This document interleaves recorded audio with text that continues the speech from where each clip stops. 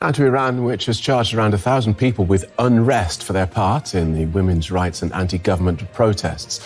The accused now face mass trials. Nationwide demonstrations have continued despite a crackdown by security forces. Rights activists say nearly 300 people have been killed. The indictments will be the first major legal move aimed at silencing dissent. We can look at this with activist Negin Shirakai. Welcome to DW. What should we expect to see from these trials?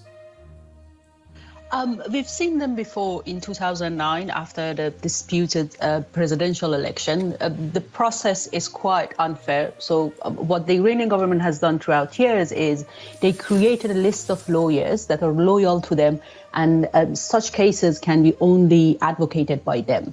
So people have really limited access to the proper justice.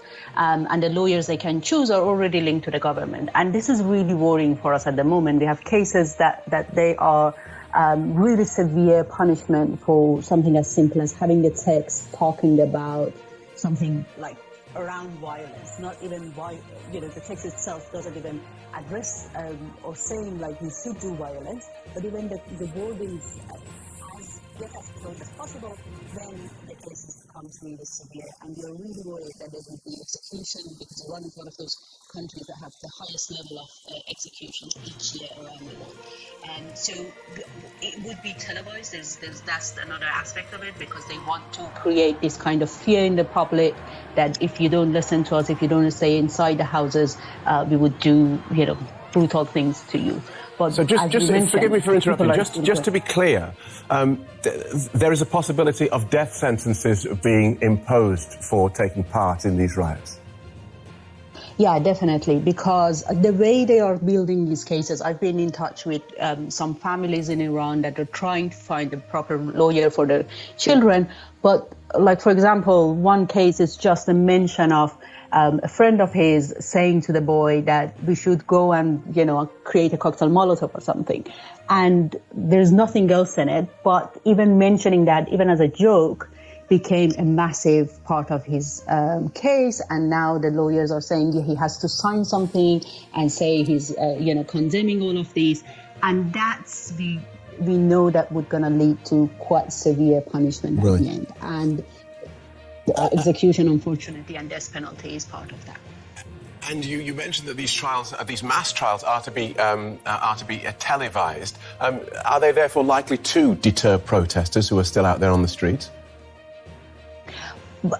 By the look of it, no. Like all of these families that I'm in contact with, still they are going on the streets. If they cannot go and protest in person, they go on the rooftops every night and shout and, slogans. And that's why we are seeing a lot of pictures of the Iranian forces throwing tear gas in the middle of night at buildings in Iran. So feels like people are really frustrated. And no matter how much the crackdown and brutality is continuing, people are finding ways to go out and show their protest.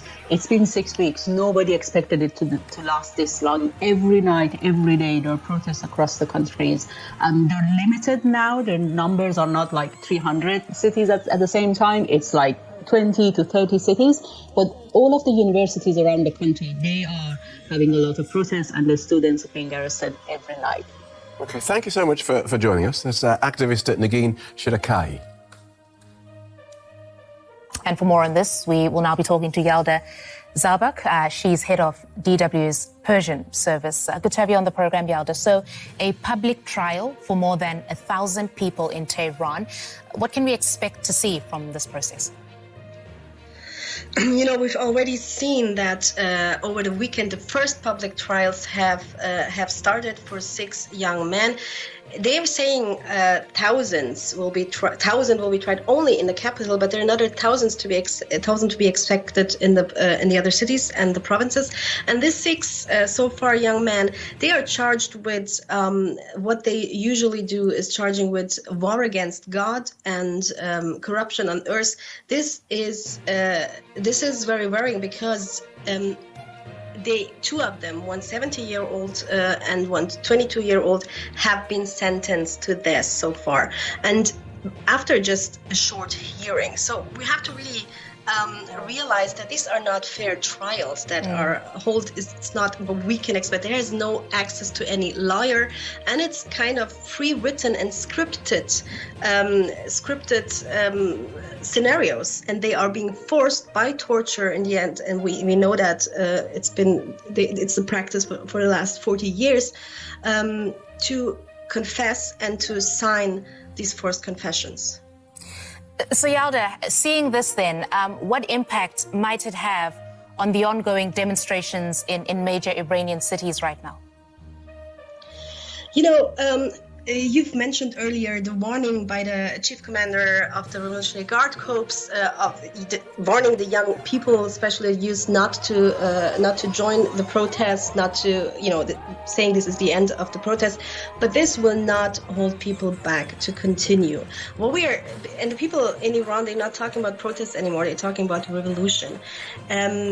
Even these warnings, and this is very remarkable, didn't stop thousands of students gathering, protesting at universities. And it doesn't stop the Revolutionary Guard Corps and security forces to continue shooting with live ammunition, with tear gas. But the thing is, these protests are so widespread, and it's not even in one city, it's in different spots. It's in so many different cities in Iran that it's tiring the security forces, and it is definitely a real threat also to the ruling clerics. So the more they are cracking down on protesters, the more outrage, the more anger, and the more determination by the people.